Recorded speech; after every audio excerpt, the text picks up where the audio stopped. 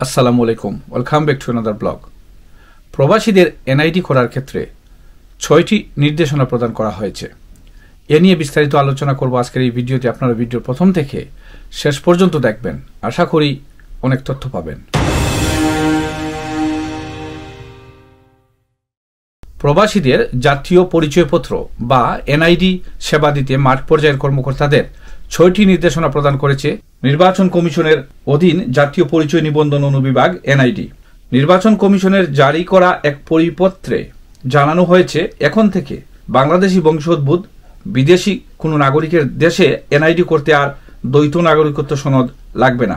সম্প্রতি এনআইডির সহকারী পরিচালক মোহাম্মদ সরওয়ার হোসেন স্বাক্ষরিত এক পরিপত্রে বলা হয়, প্রবাসে বসবাসকারী বাংলাদেশি নাগরিকদের জাতীয় পরিচয় নিবন্ধন ও ভোটার তালিকার নাম অন্তর্ভুক্তি কার্যক্রম সহজ করতে ও মাঠ পর্যায়ে সব অফিস থেকে বিড়ম্বনামুক্ত সেবা নিশ্চিত করার লক্ষ্যে নির্বাচন কমিশন নির্দেশনা দিয়েছে।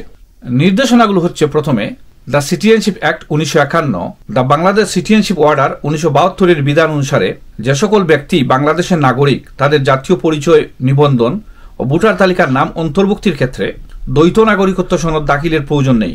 এই আইন ও আদেশ অনুযায়ী আবেদনকারীর পিতামাতা অথবা দাদা দাদির বাংলাদেশি নাগরিক হওয়ার সপক্ষে প্রমাণ হিসাবে তাদের জাতীয় পরিচয়পত্র, Bangladeshi passport, driving licence, online জন্ম সনদ, অনলাইন মৃত্যু সনদ যেটা যে সময় প্রযোজ্য, এবং সংশ্লিষ্ট সিটি কর্পোরেশন বা পৌরসভা বা ইউনিয়ন পরিষদ হতে ইস্যুকৃত নাগরিক সনদের কপি দাখিল করতে হবে। 2 নম্বরে হচ্ছে, কোনো বাংলাদেশি প্রবাসী অন্য কোনো দেশের নাগরিকত্ব গ্রহণের পাশাপাশি স্বরাষ্ট্র মন্ত্রণালয়ের সুরক্ষা সেবা বিভাগ থেকে ইস্যুকৃত দ্বৈত নাগরিকত্ব সনদ গ্রহণ করে থাকেন, তাহলে তাকেও জাতীয় পরিচয় প্রদান ভোটার তালিকায় অন্তর্ভুক্ত করা যাবে। নাম্বার 3 হচ্ছে, the Bangladesh citizenship rules 1978 rule 4 বিধান অনুযায়ী বৈবাহিক সূত্রে বাংলাদেশের নাগরিকত্ব অর্জনকারী বিদেশি নাগরিকদের ক্ষেত্রে জাতীয় পরিচয় নিবন্ধন ও ভোটার তালিকার নাম অন্তর্ভুক্তির জন্য সুরক্ষা সেবা বিভাগ হতে ইস্যুকৃত নাগরিক সনদ, বিবাহের প্রমাণপত্র এবং স্বামী স্ত্রীর জাতীয় পরিচয়পত্র দাখিল করতে হবে।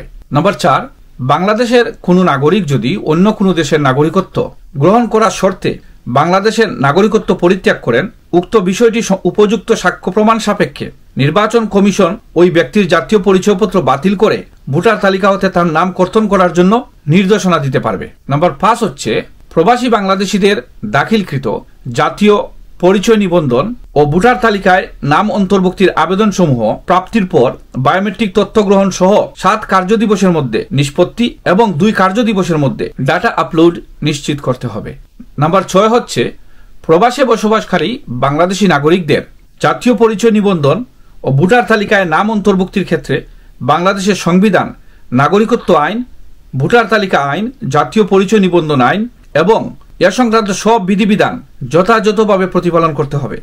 নতুন এই পরিপত্র অনুযায়ী নির্বাচন কমিশন সচিবালয় থেকে 2022 সালের 12 এপ্রিল জারিকৃত স্মারকটি বাতিল করা হলো। এসব তথ্য আপনাদেরকে শেয়ার করেছি। আপনারা এই ভিডিওটি বেশি বেশি করে শেয়ার করে অন্যকে জানার সুযোগ করে দেবেন, যাতে করে প্রবাসীরা বিশেষ করে এসব তথ্য পেতে পারেন।